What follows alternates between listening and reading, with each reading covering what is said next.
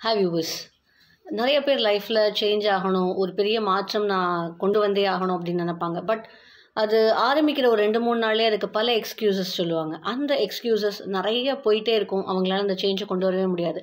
அப்படி ஒரு எக்ஸ்கியூஸ் தான், என்னங்க எனக்கு டைமே கிடையாதுங்க, கரெக்டாக காலையிலேருந்து ஈவினிங் வரைக்கும் ஓடிட்டுருக்கேன், நைட்டும் ஓடிட்டுருக்கேன், நான் எப்படிங்க இதை அச்சீவ் பண்ண முடியும் அப்படிங்கிறது தான். ஒன்றே ஒன்று தெரிஞ்சுக்கோங்க, 24 மணி நேரம் இருக்குது. அதில் டைம் பத்தலை அப்படின்னா எங்கேயோ நம்ம மிஸ்மேனேஜ்மெண்ட் நடக்குது அப்படிங்கிறது தான் அர்த்தம். ஈவன் நிறைய சாதிச்சவங்களும் பார்த்தீங்கன்னா, ஈவன் சயின்டிஸ்ட்டை கூட எடுத்துக்கோங்களேன்.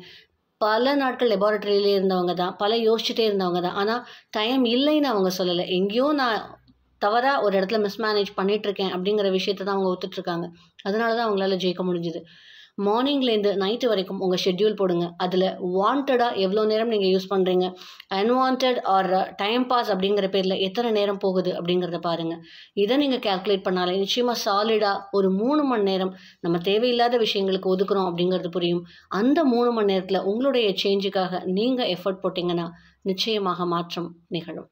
தேங்க்யூ.